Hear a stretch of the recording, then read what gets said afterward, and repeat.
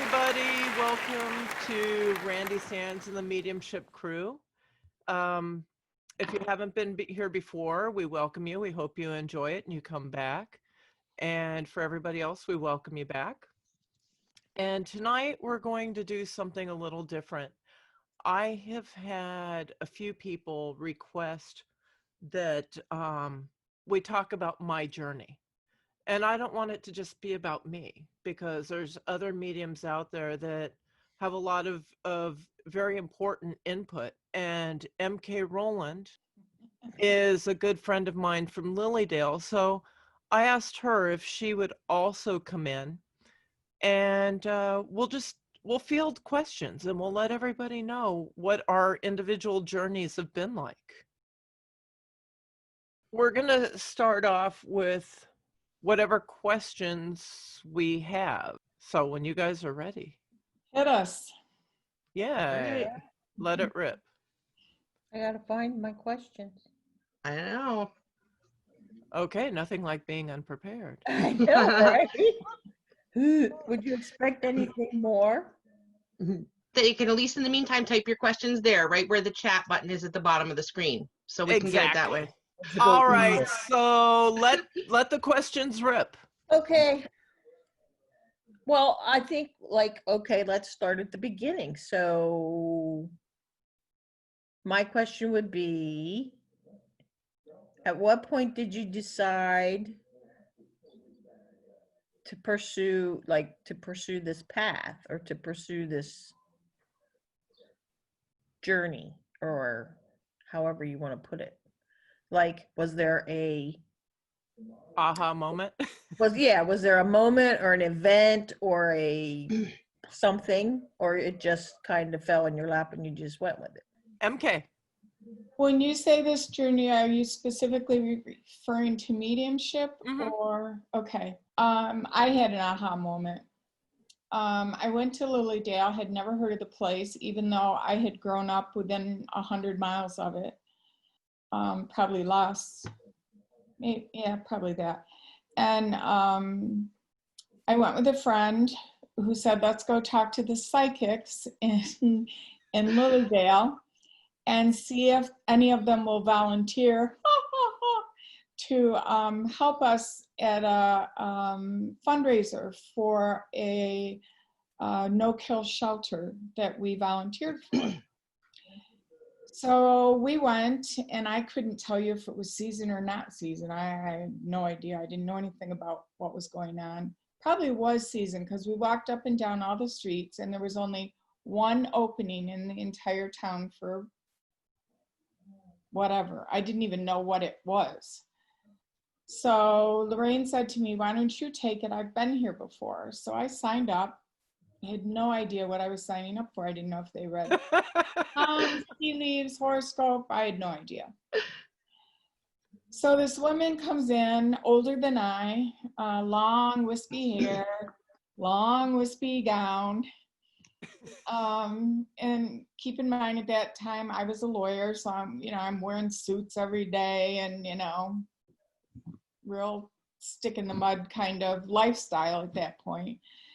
And she comes in and she flips her hair and says, excuse me, I need to go in the other room and change spirits. I'll be right back. Oh boy. Walked out of the room, and I bent over laughing, trying to tackle it, because it was an old house. I didn't know how much she could hear. And I quickly yelled at myself and said, stop it. You invited yourself here. She didn't invite you. Don't be rude. So by the time she walked through the door, I was just sitting there, still no idea what was about to transpire. And she sat down, closed her eyes. And most of you know that I have a background as a nurse practitioner in critical care. She sat down, closed her eyes, and took on the appearance of someone in incredible pain. And I'm telling you, if I'd had my DEA pad, I would have written her narcotics on the spot. She had every tick, tick, tick, tick, everything you would look for someone who was in incredible pain. She wasn't sweating. That was probably the only thing.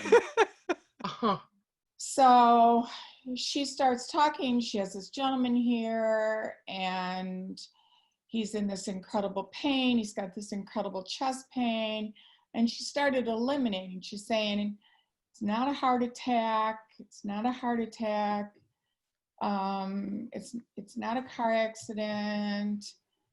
Well, I knew instantly what it was, but I never said a word. And she wasn't looking at me for any affirmation or anything. She was in her own space. And she kept saying, this pain, it's so intense. And I don't know what it is. I don't know where it's coming from. She said, and then she'd kind of flip into the person, and she said, I didn't think it would take this long. I didn't think it would take this long to die. And basically it was kind of repetition like that with other stuff that my mind was so blown that I wasn't even hearing all of it. Well, 2 weeks prior to that day, my father had committed suicide by stabbing himself in the chest. Oh. And that was in South Carolina. And the only people who knew were myself and my stepmother. Oh. I didn't know I was going to get a mediumship reading. I didn't know any of this.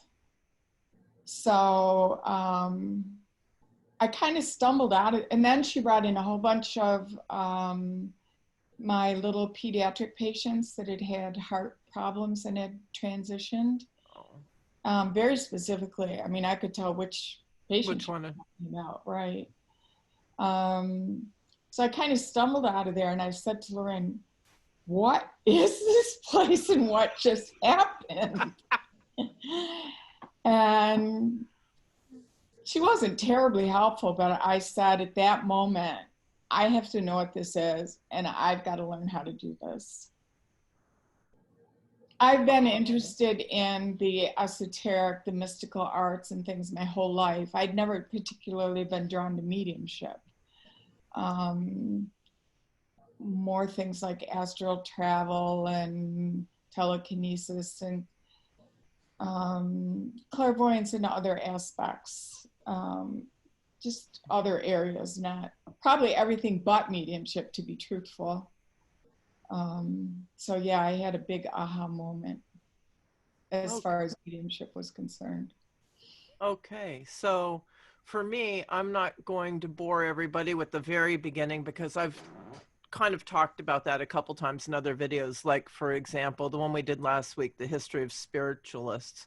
I talked about my experience in Casadega. But after Casadega, I realized that they were talking, you know, that I wasn't crazy, that they have been talking to me my entire life. However, I thought, well, they just talk to me when they want to. And so then I was wondering, well, you know, the left brain comes in, well, I couldn't possibly do readings for other people. You know, that's asking a little too much, right? So I was at a metaphysical bookstore and I was taking some workshop there, something to do with candles, I think it was. And now I had been there every week for a while and this poster was up there, but I never saw it. That day, I saw this poster and it was for the very next night. And it was a workshop. I think it was something about tap into your intuition, something like this. So I said, you know what? There's a reason why I was drawn to that. I'm going to go. I went and it was with Deirdre Brahmi. And Deirdre, if you're watching, hi, baby. And anyways, Deirdre divided us up and I went right to this woman. I was just drawn to her. And I just started like telling her all about her son and this relationship he was in and it's toxic and going into great detail. And this woman's mouth just kind of fell open. It's a good thing she was sitting down because if she was walking, she probably would have stepped on her jaw. And I was sitting there shocked, really shocked that I was actually doing this. And then after that, I decided I was going to do every workshop, everything I could do to expand my abilities. And I made that my journey for several years. What's next? My question is that once you guys discovered these gifts, you know, how everybody always asks, how do you practice? How do you, without jumping right in front of someone and just trying to read them, what do you do? How can you do that? How can you learn? Oh my goodness. MK, I want to take that one first, if you don't mind. Sure. I have to let my dogs in, so go ahead. Okay. So that was an interesting thing. And how many times do I tell you guys in class that you have to practice often? And I give you guys different outlets in different ways. For me, it was kind of crazy because I would go to class and I would be on fire. Like I couldn't do anything wrong. And I would go home and I'd be like, whew, I'm on fire. And 3 months later, I've got nothing. Nothing. Felt like I couldn't connect for the life of me. Okay? Because what happens is you go there and you're in this energy field, is what I like to call it. There's all this, you know, energetic juice flowing, so it's really easy to be on fire. And then when you go home and you're not practicing because, oh my goodness, we don't want to tell our family, and oh my goodness, we don't want to tell our friends because, you know, what are they going to think? Like, it took me a long time to come out in the dog grooming world. It was my best kept secret for a long time. Okay, so that's, in my mind, the biggest downfall is you have to find a way to practice. And I tell people, just like I tell you guys, there's a multitude of ways, utilize them. Because if you don't, you're going to go backwards. MK? I honestly had a little bit different experience. Practicing, the more you practice, by far, the better you'll get. But I think a huge part of the reason you'll get better the more you practice is because you'll become more confident. I don't think it's just the practicing. I think it's the confidence. It is. It is. But did you find the only way really to practice was to just say, you know what, I'm just going to read. Just try to read. Yeah, I don't think I got really good and confident until the summer I tested at Lilydale. They were going to change the rules. So I was like, okay, if I'm going to test, it's this year or never, because I'm not doing all the other stuff they're going to add on. So the first time I got up at the stump to give a message, I said, well, I can make a choice. I can make a choice to stand up here like I belong, or I can make a choice to stand up here like I'm scared to death. And I've done a lot of public speaking, so I wasn't scared of being in front of people. I was only scared whether something would come out of my mouth or not. And I just decided I was going to fake it till I make it. And it just, luckily, it was a really good 5 minutes or so, however ridiculously little time they give us, 10, probably closer to 10 minutes. And after that, I was absolutely sure that I could do it, so I stopped worrying about it. So I didn't used to do a lot of reading in the off season. Mm-hmm. So when the season would start up again, I'd think, oh my gosh, am I rusty? You know, I wish I'd done readings, but it never left me. So I really think really trusting and really surrendering. And there's one other word that I'm sitting here dying because I can't think of it. It's my little shorthand, ITS, that I tell all my students or my people I'm mentoring, and the I has just left me for the moment. Hopefully it'll come to me in a minute.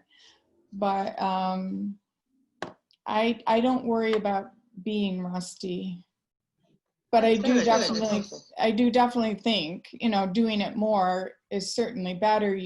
You're exposed to more things, more other people's life experiences that you might not be familiar with. More, you get to handle more troubleshooting the more you read. So there's certainly benefits to it. Mm-hmm. Absolutely. But I think confidence is every bit as important. I agree. And it's different for everybody. Mhm. Like, I notice if I don't read for a while, the quality of my readings is not quite what I would want them to be. Mhm. And then after I do 3 or 4 of them, I'm right back where I was. Could that be confidence? I mean, probably. I mean, it could be a lot of things. But for me, personally, if I don't read, at least in the beginning, I would just tank. Mm-hmm. I I just don't seem to get much detail, and I think that made me feel better, MK, what you said, because I'll get something, but I just don't feel like I can, just hone right in on it and get the ton of detail unless I'm doing it regularly. Well, in the last year or so, I've kind of let go of the detail. I have gone from interviewing and questioning spirit, or thinking these are the things I have to get out of spirit as evidence, Mm-hmm. to letting spirit tell me their story. And not worry so much about, oh my gosh, I didn't get how they died, or Right. I didn't get what they did for a living, or I don't know what their hobby was, or I don't know whatever. Things that I used to always, pretty much get because I was working so hard to get them. Mm-hmm. And I actually think that my clients are happier with my readings now. I think that the reading becomes tailored to what that message is supposed to be when you let it flow.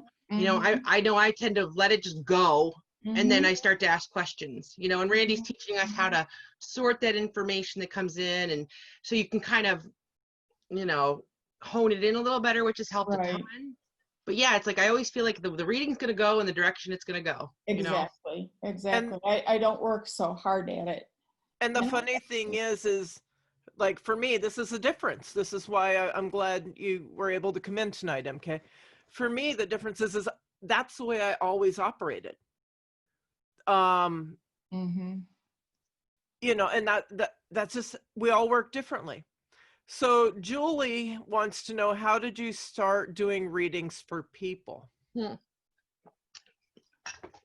for me, it was easy. I was at Lilydale, so. I was going to say, well, we know you were on a stump somewhere, right, MK?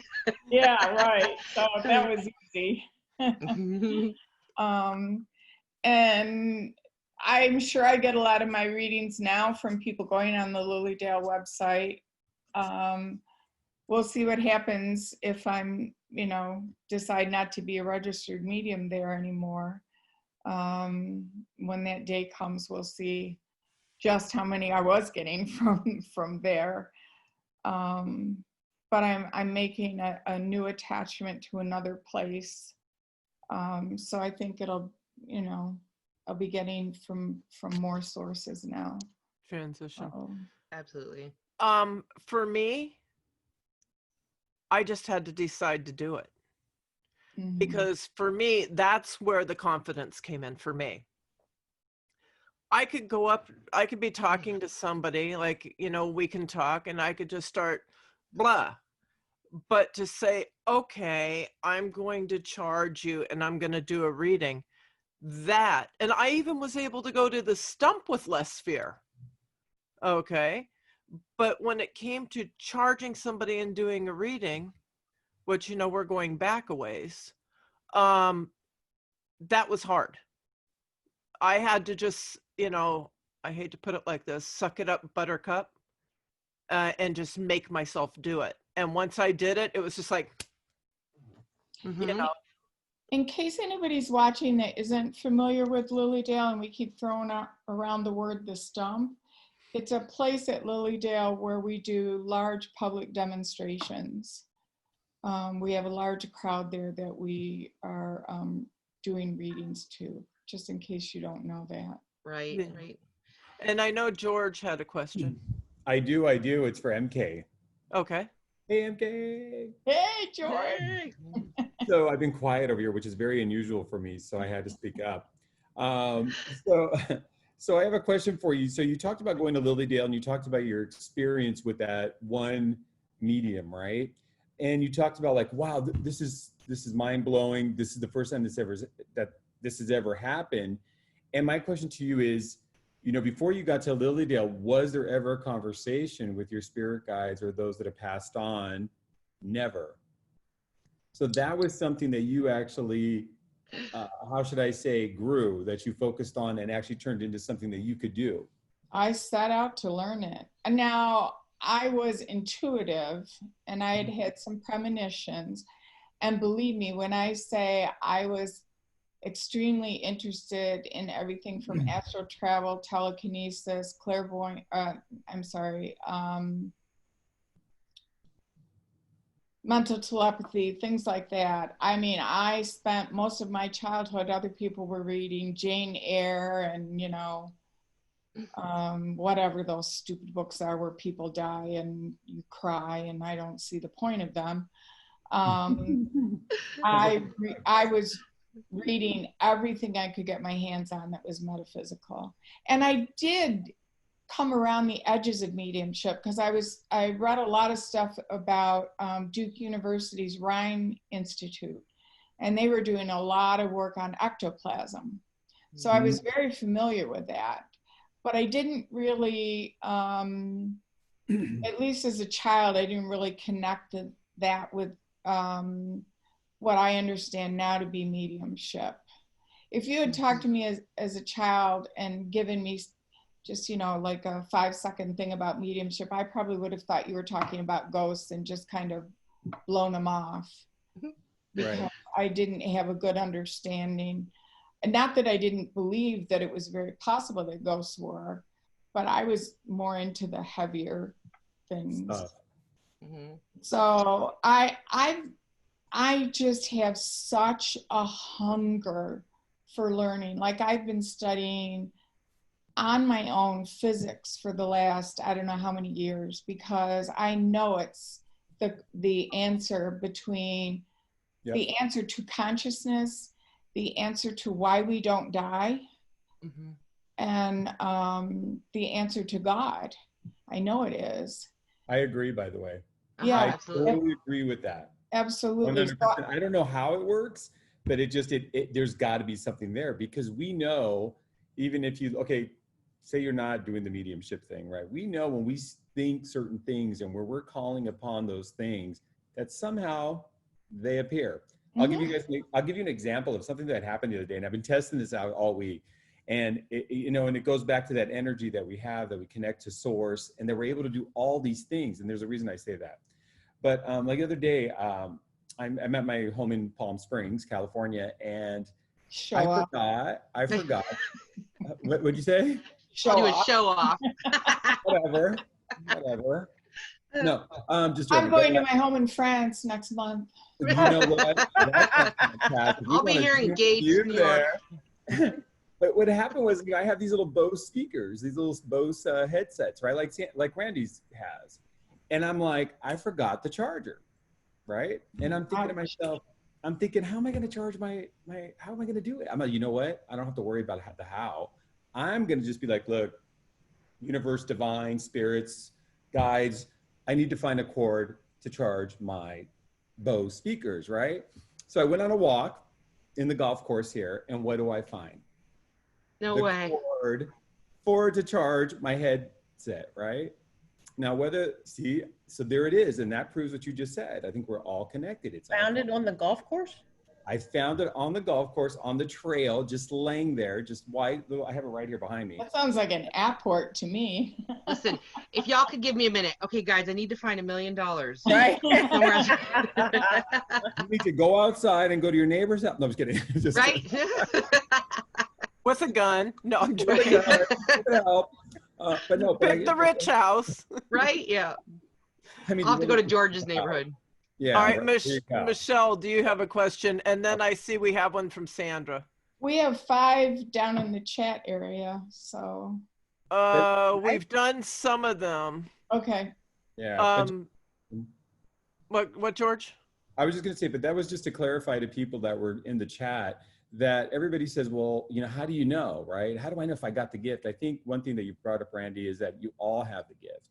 Yeah. Well, Everybody quantum does. physics Jesus. absolutely proves that we all do, because we're all one, we're all connected, we're all entangled. It's all about learning to tune in and how to tune it Yes. in. And so if you're thinking about like, how do you become a medium? Well, you already have the abilities. It's just what Randy said, going to her classes, you know, speaking to MK, figuring it all out and bringing it together. It's really, you have it. It's just, no one's, I'm not different than Leanne, and Leanne's not different than Michelle, than Randy. Everybody's got it. It's just about developing it. And some are a little in tune more than others for whatever reason. Mm-hmm.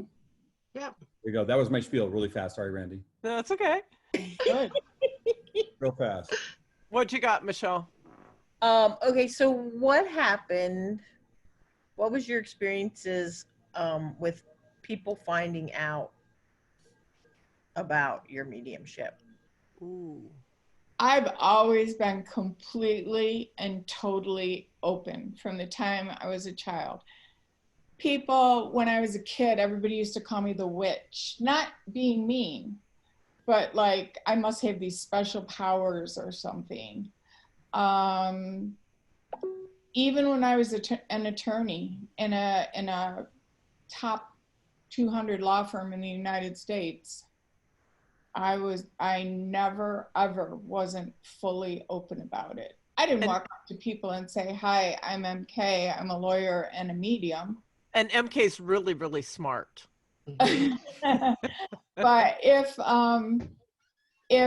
it came up in any way, or if I even had an opportunity to inject it for some reason, you know, like you share it, you know, your likes or sometimes you just like to share information with people. I never hid it, ever. There was no coming out for me. Oh, there That's was for awesome. me. It was huge. It was huge. And it was an interesting path. It was beautiful.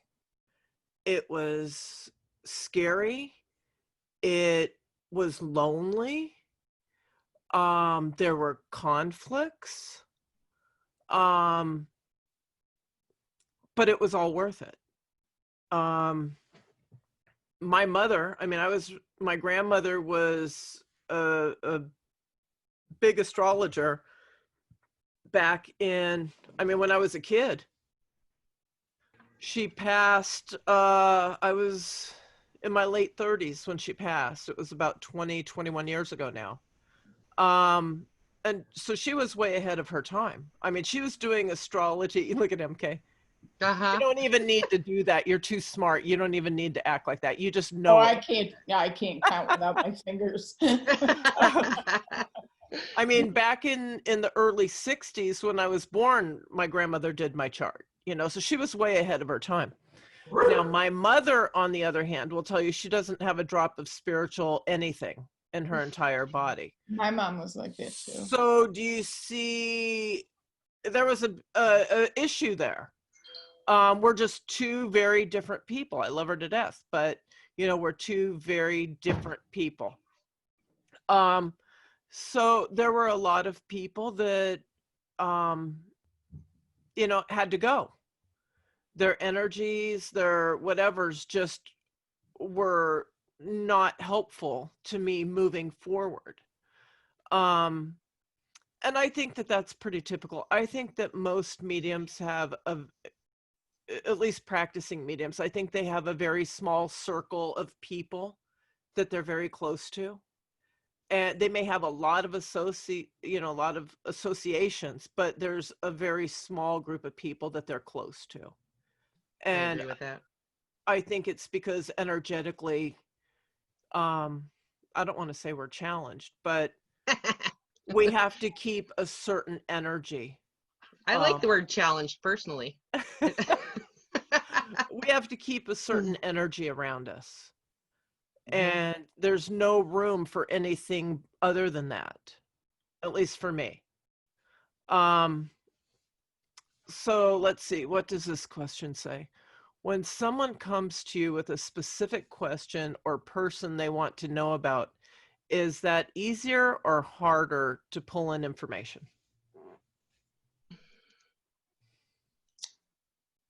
a specific person, I generally don't have trouble pulling in.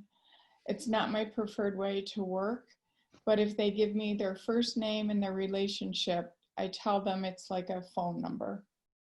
And I would say between 90 and 95% of the time I can connect. A question, I try to stay away from all that psychic stuff. It's just not my comfort zone. It's not that I can't, it's just not my comfort zone. So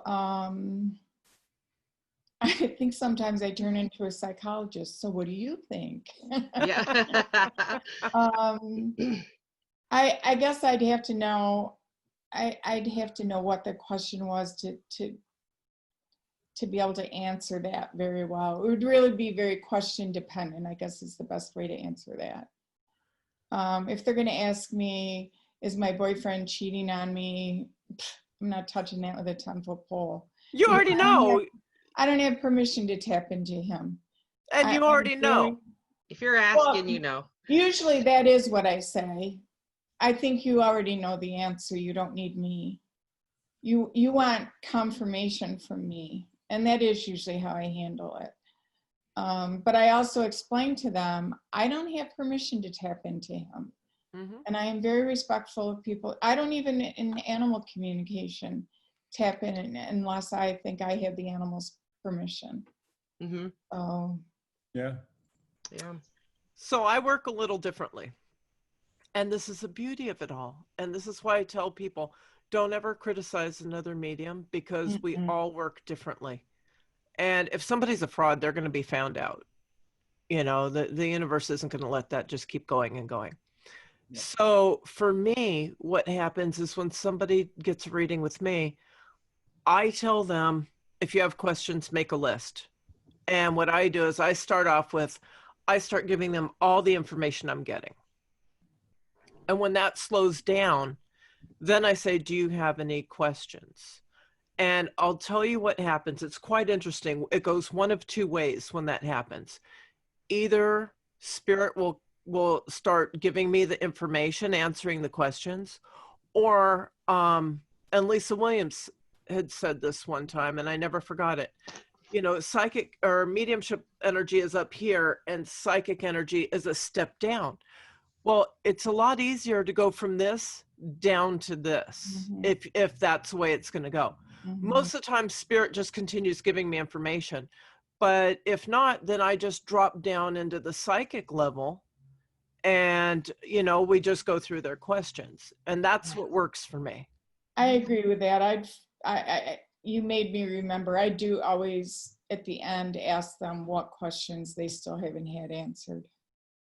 Even as early as I am in, you know, with this stuff, you know, I did very impromptu reading the other day, and I knew the girl had a couple questions, but I was like, let me just, I feel like let me prove to you that I'm actually getting the information from your sister that had passed away before you ask me the questions, because to me, some of those questions are open-ended and it could be my thoughts, and I want to make sure that the thoughts that are coming across are from the person you're trying to ask, or, you know, that kind of thing. So I definitely don't let them ask questions in the beginning. I'm like, nope, let me just spew out what I got, and then we'll talk about it, you know. That's great.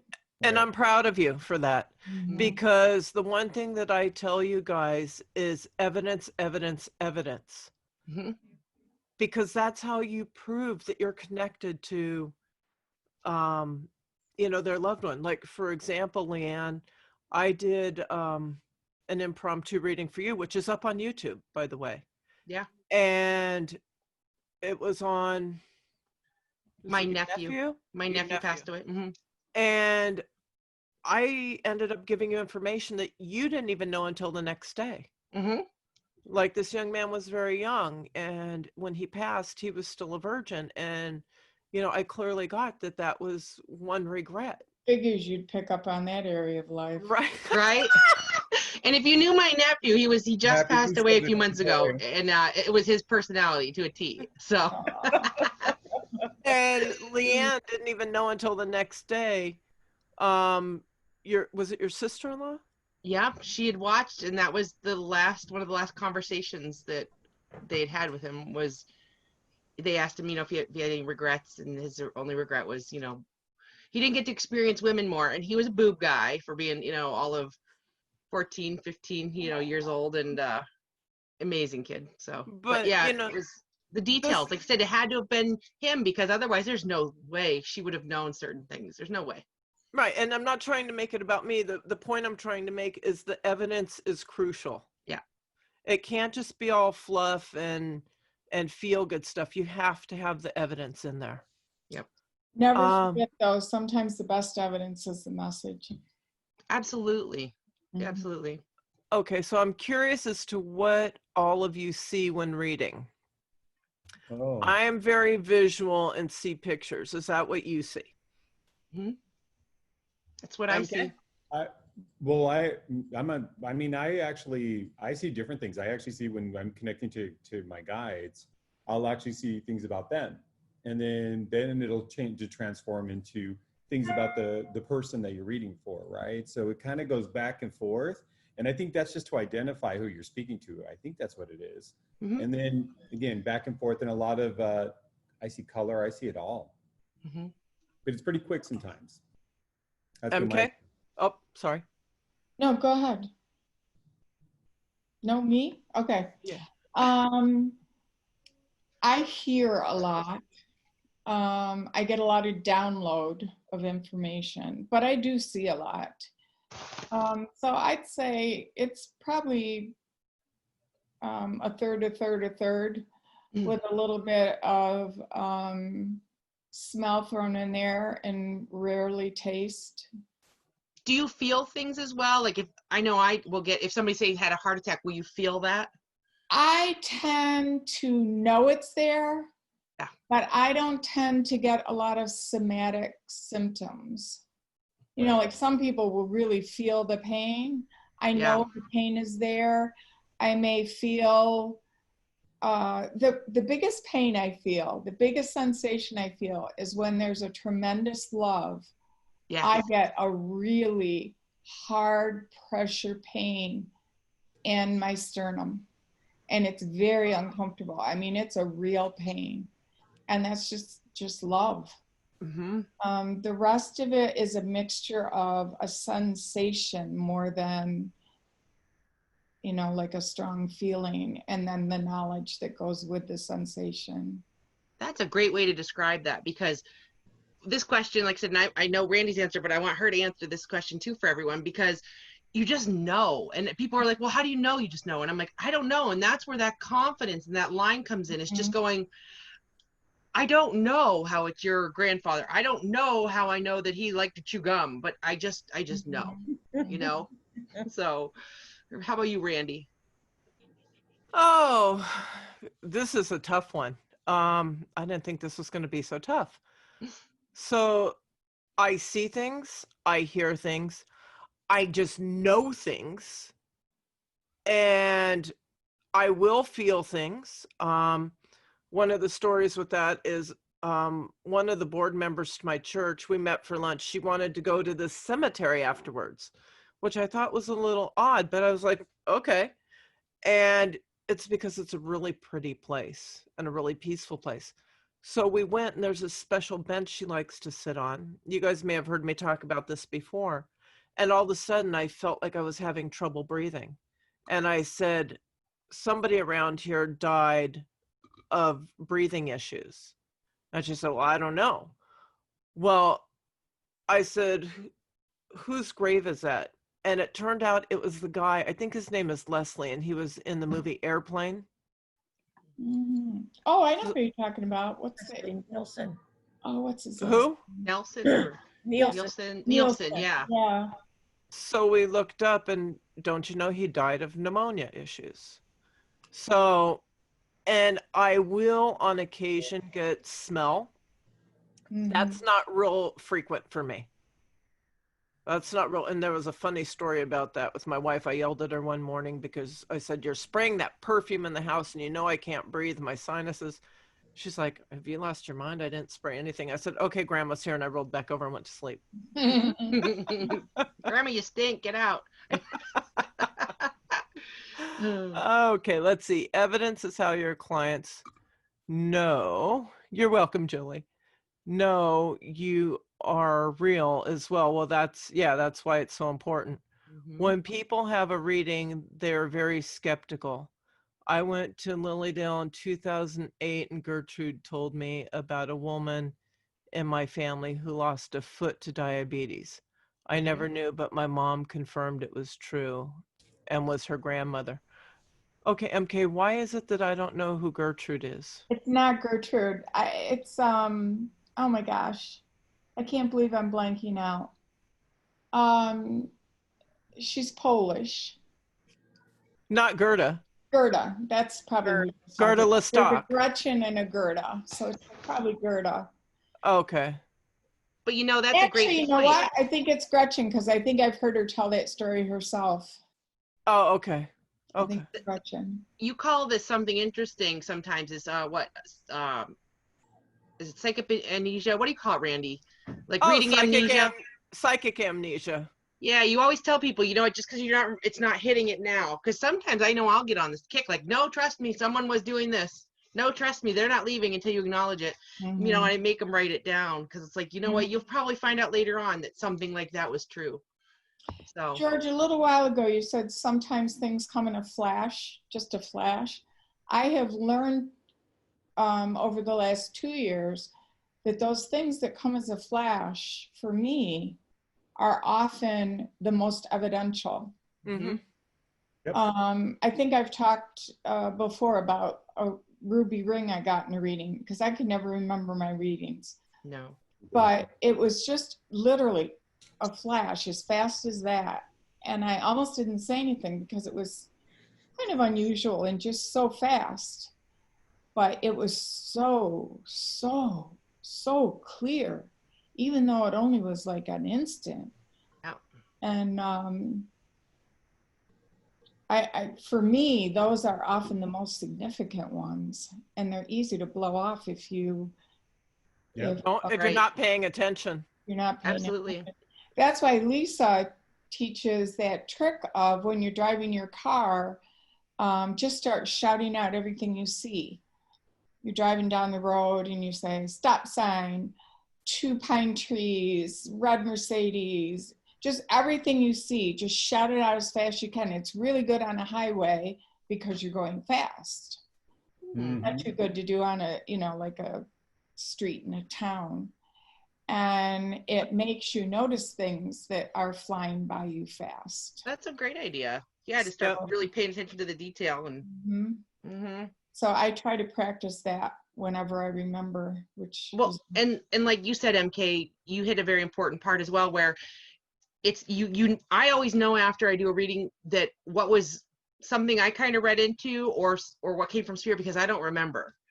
I won't remember it when I'm done. You know, I don't necessarily remember who I brought through, or I write it, which is why I still write it down, you know what I mean? So that I can remember a little bit and try to improve on what I'm doing. But yeah, it's when it's coming from spirit, it's not even your own thoughts. And it takes a while to feel that, to figure that out. The only reason I remember that emerald ring was because of the set of circumstances. It was so clear, it was unusual, and it was, yeah. Otherwise, I can't tell you anything else about that reading. I couldn't tell you who the person was. Yep. And one thing that I'd like to go back to was the psychic amnesia. It's really important when you get that flash and you say it and the person isn't getting it. If you know it, stand your ground. Absolutely. Yep. Okay? Because it's easy for somebody to go, nope. And you're like, inside you're going, no, stand your ground. If you know it, stand your ground. There was just a case sometime in the last year or two where I had that flash and it was sandcastles on the beach. And I said, sandcastles. And they're like, mm-mm. I said, yeah. And they're like, mm-mm. I said, yeah. And they're like, mm-mm. And I said, yeah, I'm clearly seeing sandcastles. And then all of a sudden, boom, the light bulb went on. They're like, oh, stand your ground. Stand Yeah, your ground. usually I tell them, Spirit won't keep giving it to me unless it's right. If I'm Yes. misunderstanding something, then they just take it away. But if Mhm. they keep showing it to me, they really want you to understand it. And then they stop arguing with me. And, they don't Yep. tell me no anymore because now they understand how it works. Yeah. I let them say no once or twice, but then I say to them, no, they're still showing it to me. Yep. So they know it's important. I've actually had situations too where the person's like, nope, nope, nuh-uh, mm-mm. And then all of a sudden Spirit gives you another clue, which then makes everything yes, which I think is hilarious, right? Like the other day, it was funny. I was like, somebody was asking me a question about a certain subject, and they were like, well, who is it? And I'm like, look, it's Antonio. It's Antonio or Arturo, right? And she's like, no. Mm-mm. And I'm like, well, he was a priest. And she's like, oh, that's my uncle Arturo. Yeah. Okay. All right. Like, did I not just And I say was that? like, really? I was like, oh, we just talked about this. She's like, I forgot, And so Yeah. it's really interesting how sometimes Spirit will give you a clue. Well, I went through a whole reading in church one day, and it was my own husband in spirit, and I did not know it. Whoa. I went home. My son said, did you get a message in church? And I said, yes, but it wasn't for me. It must have been for somebody around me. He said, what was the message? I told him, and he said, Mom, that was Dad. And it was a single word that confused me. She called him young, and he and I were the same age. And even though he's been gone over 20 years, I still think of him as my age. Mm-hmm. So that word just threw it all off. Well, and I've had people where I've done readings and they didn't get it. They didn't get it. And you know what happens? A week later, Yeah, they'll call you. I You're like, get "Oh my I God." get a phone call, a text message, an email, Yeah. whatever. Oh my God. And it happened to me. It happened to me too. Mhm. I was it Lilydale? I don't remember. I got a reading from somebody, and it wasn't a paid reading, so it must have been in Lilydale. And they talked about an Ed. I'm like, yeah, no, no Ed here, no Ed. It was a week or two later, my Uncle Ed turned around and said, why didn't you claim me? I'm like, are you kidding me? How could I do that? It happens. It just happens. We're in the moment and we're not, somebody just isn't clicking. Mm-hmm. I did a reading the other day, completely impromptu. My main motivation, I've told Randy, is, a lot of mediums don't like to kind of leave it on all the time. And I'm the opposite, where if a message is very important, someone needs to get it, and I allow it to come through. And a lot of I'm a dog groomer. One of my customers came in, and she has 3 Shih Tzus, and one of them just passed away very unexpectedly. And it just broke my heart. And so, I was talking to her about it and everything. While I'm grooming her dog, her niece, who unfortunately took her own life a couple of years ago here, came through, and literally for an hour and a half, I'm grooming her other dogs. And she just kept saying, ha ha, I have Zoe now. Ha ha, I have Zoe now. And so, mind you, a lot of you also know, I have not told until probably a couple months ago, nobody's known that I'm a medium, that I can do this and stuff. And my customers surely don't know. They don't know. A lot of them still don't know. But by the end of the grooming session, I had no choice. I had to say something to her. Well, my daughter is 15, and my daughter is friends with the sister of the girl that committed suicide a couple years ago. So I ended up doing like basically a FaceTime with both of them, had them in tears. And the amazing thing was, I was so glad at the end. I figured out why I think this little girl came through is they had gone to another medium, and this kind of upset me a little bit, and I wanted your opinion on it, which is kind of why I'm bringing it up. But they'd gone to another medium, and this younger girl said, yes, my sister died a couple years ago. I want to know if she has our family dog, because their dog had passed away. And the medium was like, nope, no dogs, nothing. And part of me, I was like, oh my God, at least she could have done is answer it like, I'm not seeing the dog right now, blah, blah, blah. So she hadn't told me this at that point. but I had said to the little girl, I said, listen, I said, I don't know if this is, you know, something that's going to make sense to you. I said, but I see a giant letter M in a big black Rottweiler. And when I tell you, this little girl burst into tears, it was the best thing I've ever done in my entire life. And I think that was the evidence that then convinced, you know, my customer that, yeah, she really does have Zoe. She has Zoe and they're fine and everything's good. But you guys, I mean, like I said, Randy and MK, Randy in class, you're always telling us, you got to watch your wording as well. You have to, you know, it's people's emotions and people's feelings and, you know. That's a twofold issue. That's being properly trained. Mm-hmm. And it's an ethical issue. Yeah, because it really hit me. I mean, that hit me so hard because I'm thinking, okay, if the medium didn't get the information, that's okay. But there really should be a. But you don't say no. Right. I mean, you simply say, I don't know, would be the best answer. I don't know. Or I don't see right now. Right. Right. I'm not going to, while I agree 100%, I'm not going to really criticize the medium because I don't know what was going on with them in the reading. Mm-hmm. I would have really tried to be more conscious to word it differently because, like I tell all of you guys, you want to be good mediums, the more compassion you have, the better your mediumship is going to be. Absolutely. Because well, I'm compassion, based on what you said. no, yeah, right. These facts. Right, exactly. Yeah.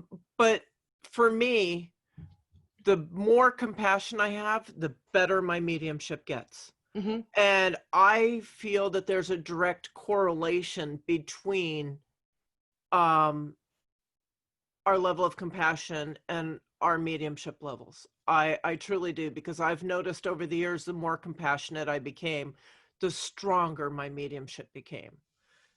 Mediumship is healing. Mm-hmm. Yes. Medium? Yes, that's the reason why they're going. That's right. The reason why they're seeking out, you know, answers. You know, that's the way I look at it. I agree 100%. Yeah. Okay, does anybody have any more questions?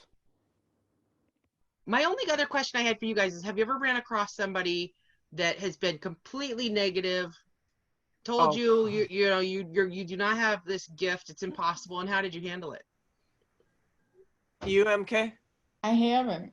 I really haven't. I must just have this wonderful set of guides that I don't even get people that say no very often to what, and I to the point where I'll say to people, it's okay to say no.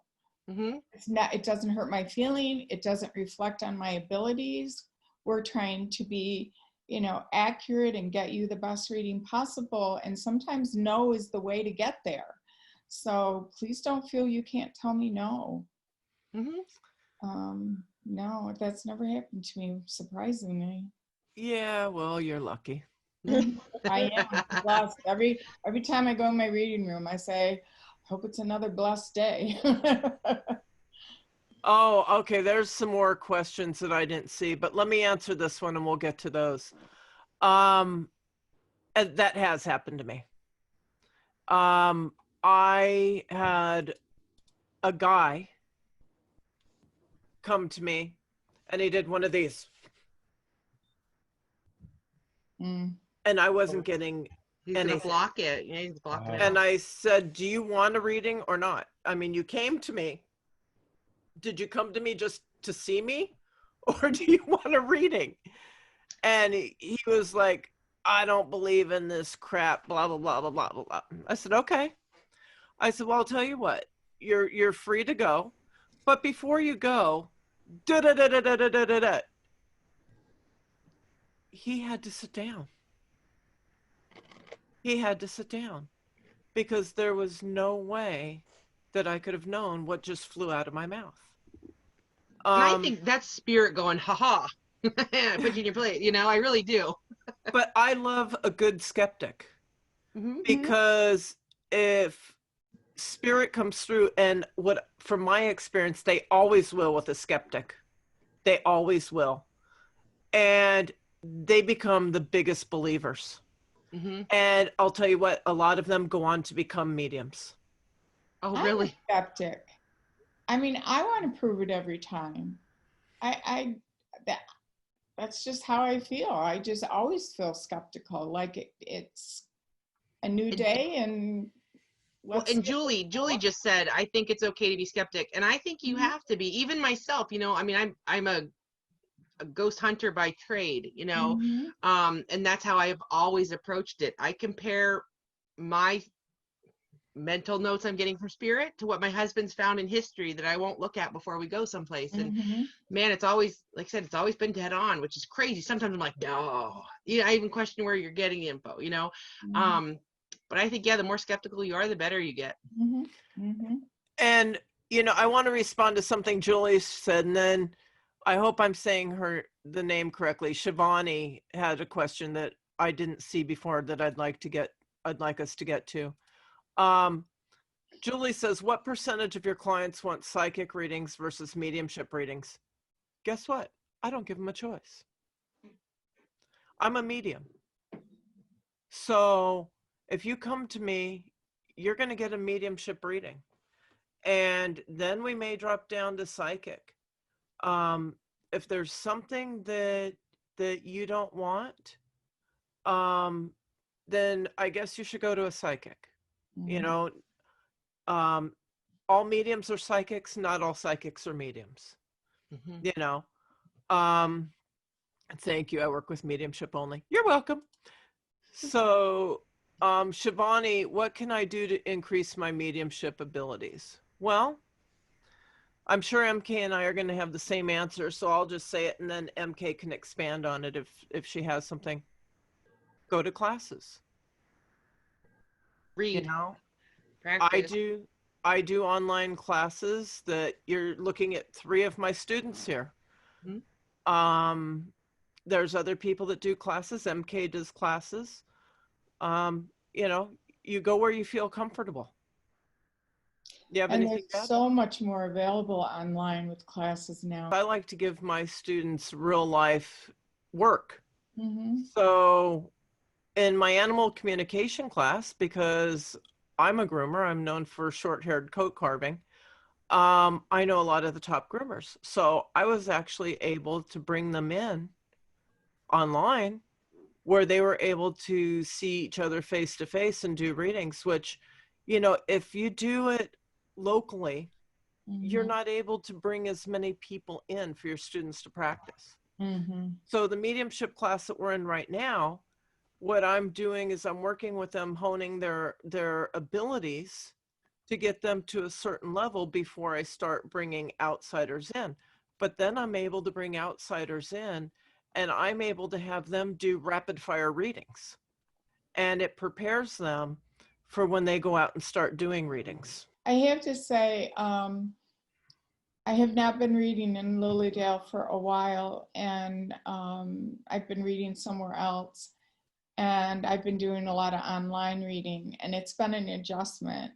I miss my gold chair in my reading room. You know, there's a certain security there, and I have to admit, I feel still just a little short of the comfort level that I generally feel. I Um, understand that thought because, you know, again, you know, I forget the person that asked the question, but that's exactly why I started with Randy's classes, because yes, I could do some of this beforehand, but it wasn't until I had someone sit there going, I don't care, just spit it out, just do it. And there's no judgment. And just hearing that from somebody and knowing, I don't care how crazy this sounds, it was that push I needed to go, okay, I'm just going to pull this out. And I've seen other people join the class now that have never done anything remotely like it. And boom, within 10-15 minutes, they're nailing it, which is awesome. It's so awesome to see other people and their faces light up and they're like, well, I can do this. This is pretty cool, you know? Yeah. There's also a confidence level that I think you get when you do sit down and actually learn it, because a lot of things are going through your head and you just need confirmation that A, you're not crazy, you need medication, but you are talking to someone on the other side. So, I mean, you know, you have to really, you know, seriously, the confidence, I think once you get that, I think it just takes off with a little bit of the education and really sitting and connecting. I think it works. Yep. Well, and it has to be a safe space. Safe Yes. space. There has to be confidence amongst, this is one I'm big on. Whatever happens in there, it doesn't leave that space. Right. Because there has to be a confidence level amongst my students that they can say whatever and it's not going to leave that arena. Kind of like what happens in Las Vegas stays in Las Vegas. Mm-hmm. And And it's a great group of people too. It is a smaller group, which is she does on purpose, because we work with each other. We get to know each other. Like I said, we're all challenged. I like that word, in the same way. And so it's nice to have other people that you become friends with that you can really start to rely on. Especially Michelle. She's pretty challenged. Yeah. Yeah, I am challenged. I love her. I'm Identifying with it. you have to have your spiritual support system. Mm-hmm. So not only do I want you guys to learn, but this is where I want you to start building your support system. And what I've found is that in the classes when they're small, it's all similar personality types, that they blend. So this is where you can build lifelong friendships. I know I have in different classes, and Absolutely. you're right, because Leanne, you knew stuff a little bit before you came in. Oh yeah, your background. George, I think you thought you were getting stuff. Michelle had never worked with spirit at all. And look at her, she's on fire. Mm-hmm. And how many people have you guys seen come in the rooms that had never worked with spirit and were just like all of a sudden, well, because there's that energy that I talked about earlier, and it brings it, and that happens to let them know that it's there and it's real. And then it's up to them whether they want to keep going or not. How many of them have you seen, they come in and it kind of like scares them a little bit and they leave. It's just not their time. Yeah. It's just not their time. They'll find their way back. It's just not their time yet. Yep. They're not dedicating themselves to it. Mm-hmm. And dedication, you guys, I can't say enough about it. And MK, I know you're going to agree with me. Dedication to this is everything. Yes, we all have lives. We all have work. We all have this and we all have that. But you know what? If this is what you want to do, you make the time. Let me put it that way. You rearrange your schedule, you do whatever you have to do. Because if you don't do it, you're doing yourself and your abilities an injustice. I was walking around the house today, trying to do little odds and ends, and had been at the vet and everything, and I'm in my head saying, there aren't enough hours in the day, and I'm thinking, this is crazy. I can't learn fast enough. If every day was equivalent to a week, it still wouldn't be long enough for me. Yeah, it still wouldn't be long enough for me. So frustrating. I have so many books here to read. I have so many things to do. I mean, why do I have the online spiritual book club? So it keeps me reading. One thing I found is I do struggle with building in time, but it makes a difference. Even if you have to work or listen to it, podcasts, Audible, there's a lot of stuff you can fit it in. And I Randi puts me in check sometimes, and I need it because I will get so busy that I just, she does. And I told her that. I respect her for that. I just got on you. You did. Because I get so overwhelmed and I feel like I have to take care of everybody and everybody's animals and everything else first. But you know what? This I have to take care of because this affects my health if I don't. I've discovered that. It makes my anxiety go through the roof if I don't deal with it. I'm a better person, and it's working towards my goal. Happier. Exactly. Well, not only that, but in all honesty, I don't want students that aren't dedicated. Right. Because every time you guys miss a class, you're missing valuable information that you're not going to get. Right. You know, and else you take it again. So, and I know that everybody's going to miss one or two, but any more than that, it's like you're not doing yourself any justice, and it becomes frustrating. So dedication. Yeah. All right. Any more questions? Let's see if we have any more in the Q&A. No, there's not. So does anybody else have any more? George doesn't. Leanne? No, you answered them. Michelle, aka Jack. I don't think so. All my right, gosh. guys. Well, with that, I think we will wish everybody a good night. And oh, there was one other thing that I've had a request for. Is psychic normal? I think we've covered that. Yeah, everybody has abilities. Mhm.